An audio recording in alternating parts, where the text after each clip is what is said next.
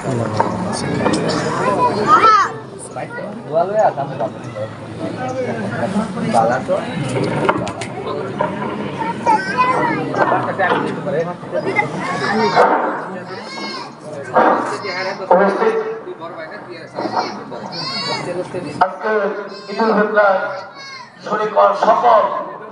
মুসলিম আসসালামু আলাইকুম।